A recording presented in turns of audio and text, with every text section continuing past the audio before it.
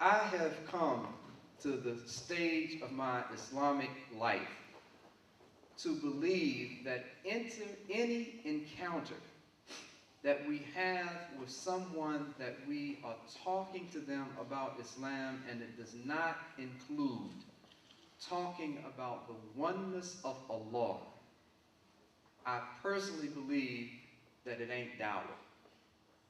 It's not Dawah. That's just my personal philosophy. There's nothing in the Sharia to say that this is not Dawah. It's just my personal belief that every encounter when we talk to someone, if someone asks me, why don't I eat pork? And because if I have a scientific background, I'm inclined to go with the trichina worms and all this other kind of stuff, as opposed to my Lord and your Lord say don't eat it, right? And then you can get off into all of that other stuff. There's nothing that doesn't go back to Allah, whatever the question, whatever the concern. So just the general question is, the general response is, every encounter, look for a way to introduce the oneness of Allah to the person. The door you step in may not be the door of Tawheed, but once you step in, you're on a mission to try to accomplish this concise message about submission to Allah as quickly and as clearly as you can. Yes? Wa alaikum salam.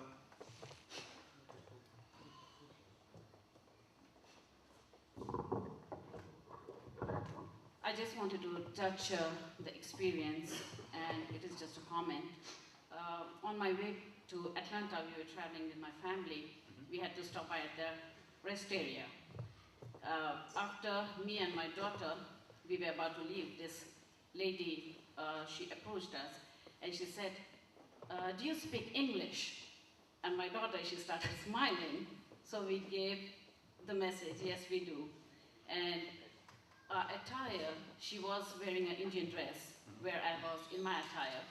And she started with how beautiful this dress is, and do you make it, and on and on. Gave her the message, and that led me to open the doors to Dawah. Right. Think about it, in the restroom, talking for 15, 20 minutes. And I have to put the race here, one of the lady who was an Afro-American, and this sister who is a white American. And she's a janitor, and she's standing there listening to this lady about how beautiful Islam and all those things. And as soon as she left, the other cleaning lady, she said, you know, what happened was, once when she was cleaning, and there was a long line, a queue of ladies standing, and this other lady came randomly hugging others, and she would not hug this lady. She said, oh my gosh, I almost hugged her. Because of the color right there. Right. So I said, don't worry, I will give you a hug. Right.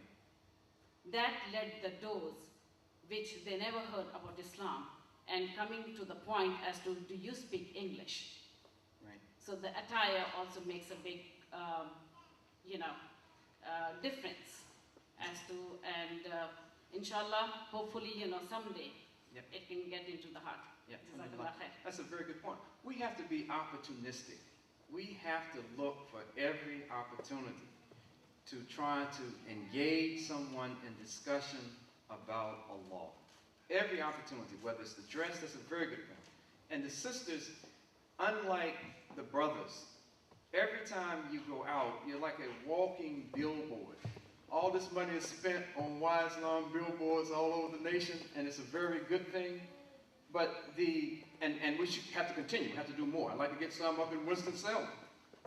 But every time a Muslim sister goes outside of her home, she is a walking billboard for Islam. And that walking billboard can be good dawah or it can be bad dawah, just like the brothers, just like in businesses and everything else. We've had a situation over the years where, unfortunately, many of the hijabi wearing sisters, the hijabi sisters, may find themselves in places where they shouldn't be. And they have on khimars, they're in areas they shouldn't be, they're doing things, they're purchasing things they shouldn't be purchasing, but they have on this particular dress. I used to do consultant work with Harlem Park, Lafayette Square Neighborhood Association in Baltimore. That HBO series, The Wire.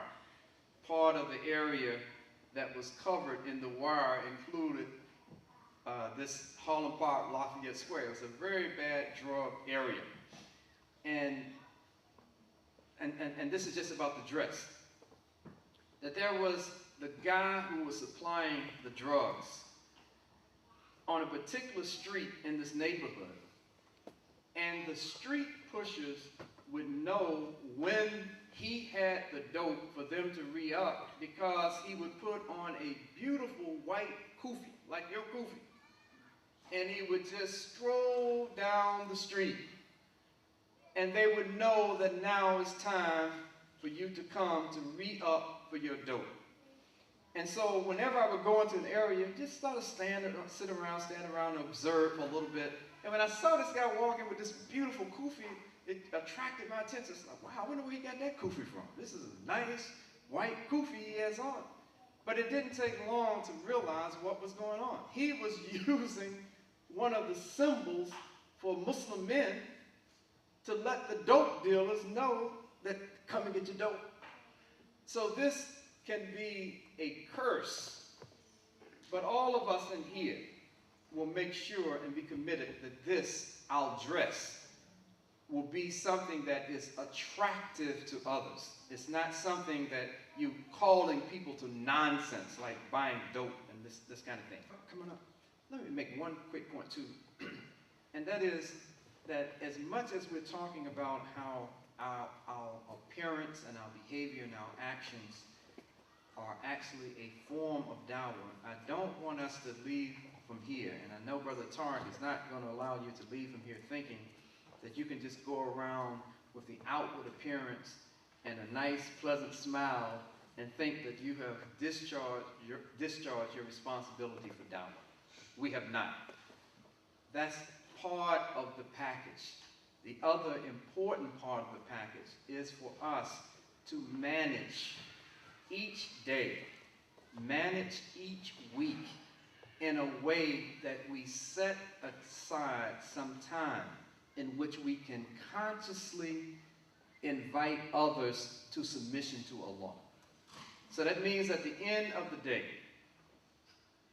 and in 24 hours in a day, after Salatul Isha tonight, tomorrow, the rest of this week, take inventory of yourself and just ask, how much time have I spent on this day inviting others to submission to Allah?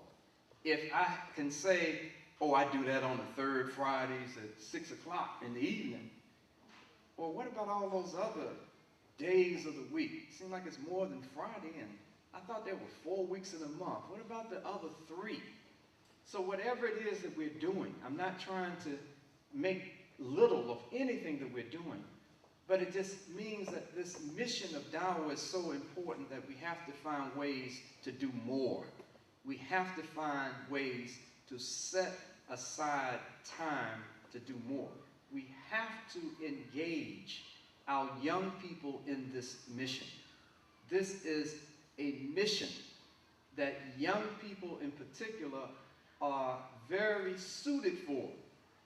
Because as old as I am now, I can remember being young, and it's a reason why militaries around the world want young men, because they don't know the limitations yet. They don't have the certain kinds of inhibitions about life yet. So you get young, idealistic people. And what we do so often is to just treat our young people until they're 30 years old like they're just, you know, you're just a young man. Go and work with the young people. Go and form your basketball league and soccer leagues and do all these things, when we're depriving this ummah of the creative energy and the brilliant minds, open minds,